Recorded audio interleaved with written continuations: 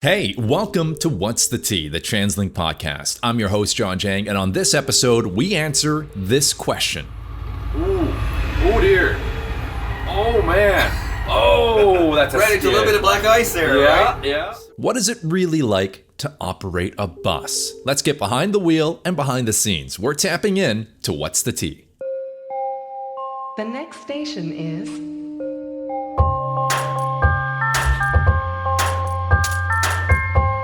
Welcome to What's the Tea, the TransLink Podcast.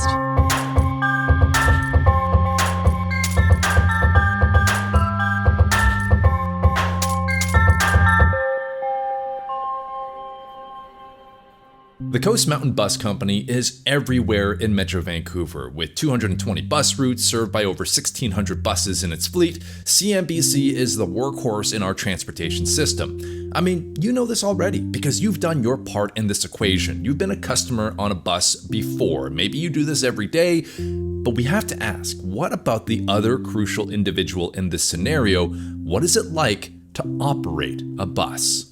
Now, before I joined TransLink in November of last year, I spent the previous 10 years working in radio and I got to do some pretty interesting things. But one thing I've never done before is driving a bus. Full transparency, I'm not even that great at parallel parking my own car. So the idea of operating a 60-foot articulated bus is more than just a little intimidating, especially since there's a lot of other people on the roads. And by that, I mean there's a lot of other people on the roads.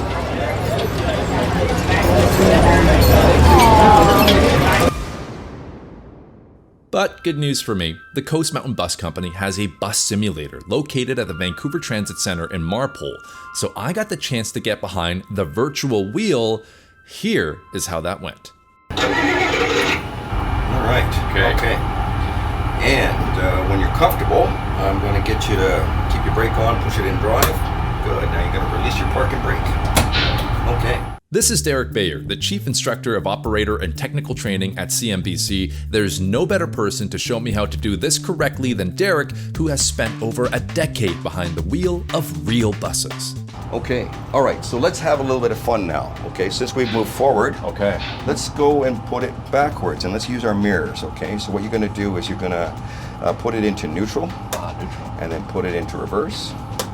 Okay, and before you put it into, you actually take your foot off the brake. I want you to give the horn 3 toots. Good stuff. Okay. Now, can you see a pylon in your left and your right side mirror? I can. Okay, so what I'm going to get you to do is I'm going to get you to use the mirrors and move backwards and see if you can put the bus back to where we started from. Then, Nicely done. Yeah. Are you sure you haven't ever driven one of these buses before? First time. All right. Well, I think you're doing pretty good so far. Way to go. I gotta admit, I was starting to feel pretty good about my performance, and that's exactly when Derrick decided to throw me a curveball. Whoa.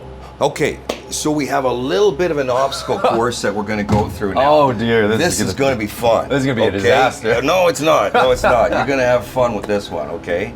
All right, so a couple of things that I want you to think about. Sure. Do you know what a pivot point is? A pivot point. Mm-hmm. If I had to guess, like maybe the point of your bus in which it actually starts to turn, like from the middle. You got it bang on, okay? So the pivot point, right, is going to be the rear axle. The rear axles. The rear axle. Gotcha. Okay, so because we steer with our front axle and the steering wheels turn, Right. the rear axle is where the actual bus would pivot on. Sure. Does that make sense? That makes sense. Okay, so go ahead and hit the drive. All right. Okay. And when you're comfortable, I'm going to get you to keep your brake on, push it in drive.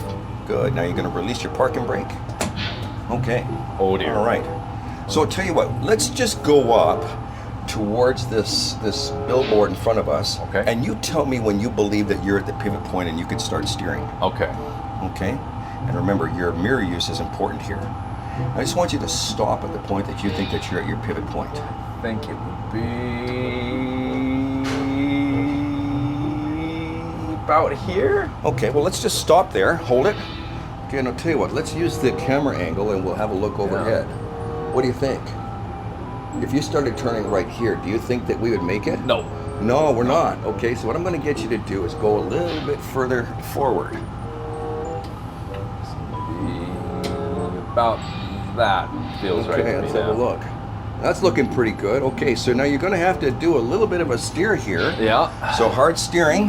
Good. Okay. All right. Good. Oh yeah! Wow. Oh, It okay. just turns. Okay, now use your right side mirror and see where you're at. Oh, okay, whoa. close. Okay, so you're steering with one hand. Yeah. And Oh that- dear. and that's part of the problem. 2 hands on that steering wheel. Okay. Okay, keep on going. Okay. All right, good. We're 0 for 1 so far, baby. Okay, we're doing pretty good. Okay, now we've got a police officer that's directing our control here. Now, once Gotcha. again, on the right-hand side, you're gonna use that same thing. Okay, so use hand over hand steering when you get to that pivot point. Not yet. There you go, and use both your mirrors. There you go. It's okay. All right. All right. All right. Let's go on and check out this this bus stop here. Go Oh, see if we have can passengers. Get some passengers here. After picking up some of these passengers, Derrick and I cleared out of the obstacle course and hit the city streets, but the simulator had changed from sunny summer skies to snowy winter weather, another challenge for me to take on, and that's when this happened. Oh dear. Oh man. Oh, that's a Right, it's a little skid. bit of black ice there, Yeah, right? yeah. So yeah, absolutely. You can have these situations where it can affect the traction and the ability of the vehicle to handle, even though there isn't snow or ice piling up on the road Right. here. The dreaded ice. Now, thankfully, no virtual person was hurt, and the bus did eventually come to a full stop in the middle of the intersection. All in all, my simulator experience went about as expected. As a complete rookie, I failed pretty spectacularly. But this short experience did provide some valuable insight, a Costco-sized sample of what life was like for operators. Yeah, that was that's a good learning experience because again, like trying to understand the turning radius, your pivot point, it's so much more like it's just very different Yeah, from what yeah. I'm used to. Yeah. And then the amount of mirrors, side checking, speed control, looking and making sure the angles are right. You're also keeping an eye out for pedestrians on the streets, making sure that I mean in this scenario they're not moving, but Yeah. in real life, you know, kids are playing, they're running around. Yeah, There's so absolutely. many things that are happening. Yeah, yeah. And I don't think when you're a passenger in the bus that you really think about those things. You just kind of get on the bus, you put your headphones on, and off you go. And you trust that the person that's operating the bus is a professional. Exactly. And they are. And they are. Yeah. And to now kind of get a better understanding of the things they deal with, minute to minute, it's eye-opening.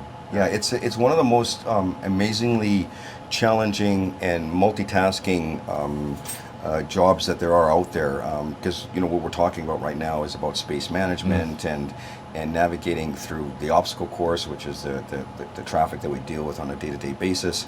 But not only that, you know, after the first couple of weeks of training program, we then put them into trolley buses. So Right. they have to do all that with trolley poles up and switches that they have to navigate and all those sort of things. So in terms of, you know, the things that, you know, a really good transit operator does is they're incredible multitaskers. With my simulator experience finished, Derrick and I went into his office at the Vancouver Transit Center and spoke more in depth about what the operator experience was really like. What is it like being a CMBC operator? It's a dynamic job. It's a neat job. It's fun. And I think it's a job that has a tremendous amount of independence and flexibility. So people that are looking for a job where you're running your own show and doing your own thing in terms of how you operate and how you do your job, but at the same time knowing that there's really essentially an army of people that are there to support you when things go sideways, and at the same time that you have the flexibility to change shifts and work different schedules. This is a pretty cool job. Yeah, Absolutely. Maybe you can explain to the customer what is happening when, let's say, you're running up to the bus, you know that it's just about to pull off, and you're yelling, you're screaming, you're trying to get noticed, and unfortunately the bus starts to pull out and drives away. What is happening that the operator maybe doesn't see the customer? And is it that the operator just wants you to be miserable? I can't imagine it comes down to that. No, it doesn't. It doesn't. None of our operators want to intentionally leave a customer behind. What does happen, however, is there are certain situations in which the operator may not have seen a customer that's coming for a bus and is trying to get to the bus and has started to move the bus into traffic.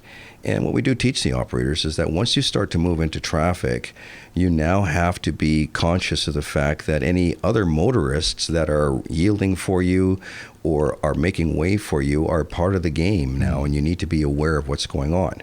Now, let's be clear that if somebody is running after a bus and they're putting themselves in a position of danger, I would want any one of the operators in that situation to stop the bus and take care of the customer, okay? Because we want to make sure that nobody has a bad experience or is injured while trying to board one of our buses. That being said, one of the things might be worthwhile for any of the listeners to think about is, generally speaking, when the operators are pulling away from a curb, they'll put their left turn signal on, indicating to the traffic that's around them that they're trying to pull into traffic. If you see a bus that's got that left turn signal on as you're running towards it, understand that operator is now thinking about how they can move into traffic, whether they've seen you or not. Okay, and that's one of the things to always remember as well, too, is that there's instantaneous decisions that operators would be making at certain times. For example, on the 99 B line, we would have a headway in certain times of maybe 4, 5, 6 minutes. In those situations, it's not a catastrophic thing for a customer to have to wait for the next bus in that situation.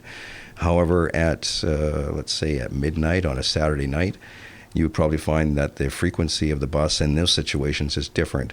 So we would want the operators to think differently in those situations, because those customers would be impacted differently in those situations. I am a different man. I'm a changed man, having gone through what that experience was like, because, I drive an SUV, and I thought that was big with blind spots sometimes. But the bus, there's so many side mirrors and things you have to be aware of. And of course, you can't forget to pick up passengers. Yeah, so you got to pull in and open the door. Yeah, exactly. You don't want to just drive by because you're so focused on everything else. So there's so much to learn.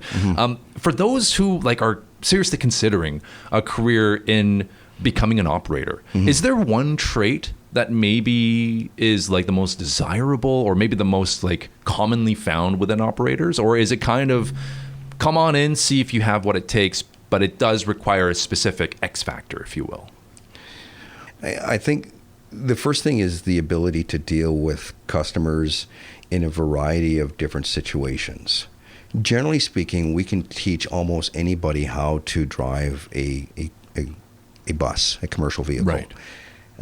Some people can't, right? And that's part of the training process. So, and we do have people that aren't successful in our training program simply because their ability to adapt to driving a commercial vehicle is just not substantial. They can't do it within 6 weeks. Right. But if I said, there's a range of customer service that transit operators are going to see that are different from what most customers come to us are going to experience. So, for example, if you worked in a bank, you would see a certain type of customer that's looking for customer service for banking-related means or needs. If you were in a grocery store, there would be those types of interactions, or in a real estate office, people have a generic sort of, or not necessarily generic, but a specific need. When you're traveling by public transit, there's very little generic needs, and what we have is, in Vancouver and anywhere, really, quite frankly, is we have a wide range of people who have interesting challenges going on in their lives. If they've got mental health issues that are making it difficult for them to simply cope with everyday life, there are customers. Right. If we have people who are going through challenges in their personal lives, and maybe the jobs or their job is a challenge, we're taking those customers on. Or others who are simply, there are no challenges going on in their lives currently. So I think one of the things that I always say to people, if you're going to be thinking about becoming a transit operator, the range of customer service that you're going to be, the demographic of the people that you're going to be dealing with, is as big as anything that you've ever seen before in any job that you've had, probably even bigger, and you should be prepared to deal with those things. I think that's an excellent point, because it's not like transit is just for able-bodied, healthy, and happy people. It serves everybody. Absolutely. And so all different walks of life, all different backgrounds, and people that might be struggling, and you just can't tell. So as an operator, you kind of have to just be ready for everything. That's a big ask. It is. But that is the reality of the job. Absolutely. I think that most people who come to us usually have a friend or a family member who has recommended the job to them and has described it to them. But I don't think that it's until you actually go out and you start driving into certain situations and understand that this is there's a different set of skills and customer service skills that you're going to need to use in that situation. So until you actually see it, until you actually are put in a situation where people are now asking customer service of you, it's difficult to explain and really actually grasp until you're right in the middle of it. We've talked about what the job entails and maybe some of the more challenging things about the job, but what are the great clear benefits? Because, I mean, you've been with the company for a few decades, so clearly there's a reason you've stuck around, Derrick. What is it like? Well, I think some of the benefits are that I think the people are great. I originally stuck around for the job just because I wanted to pay off a student loan. Fair enough. And that's one thing. Are you still paying it off? No, I'm not.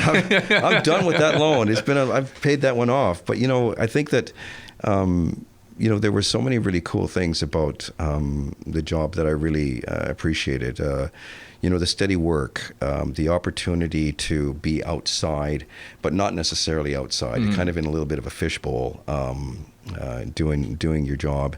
I like the people. I like transit operators because we're task oriented. We want to solve problems. We want to do our job. We want to interact with people and get to know people in many situations in terms of how their lives are going. And the one common thread I think you would find with any transit operator that really truly enjoys the job is they like the people. They're people, and they enjoy it, and they generally have an outgoing disposition towards the people and even the difficult situations that they deal with. So I like that. I like the fact that it's a job that has I don't have any ethical concerns with it as well too. I mean, what we do is we take care of customers that may not be able to drive on their own, people who shouldn't be behind the wheel of a vehicle if they've been out drinking and celebrating and all that sort of thing. We want to take care of those people. And there's no ethical arguments in terms of what we're doing for the environment. We're taking care of our carbon footprint, if you want to call it that. So, definitely. And it's a great group of people. I have many friendships that I've cultivated over the years, and it's been a great career. After speaking with Derrick and going behind the virtual wheel of the bus simulator, I can tell you that being a bus operator is not easy.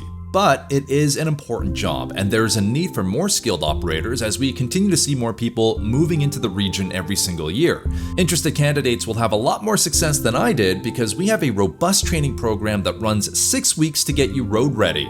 All you need is a Class 5 license and a passion for delivering the best for our customers to get started. And if that sounds like something you're interested in, you can find more information online at translink.ca/drive. My thanks to Derrick Bayer, Chief Instructor of Operator and Technical Training at CMBC, and all of the fine folks at the Coast Mountain Bus Company that made this episode possible. My name is Jawn Jang, I've been your host, and on behalf of producer Alan and the entire digital content team at TransLink, thank you so much for listening to What's the T, the TransLink Podcast. Until next time, have a safe trip.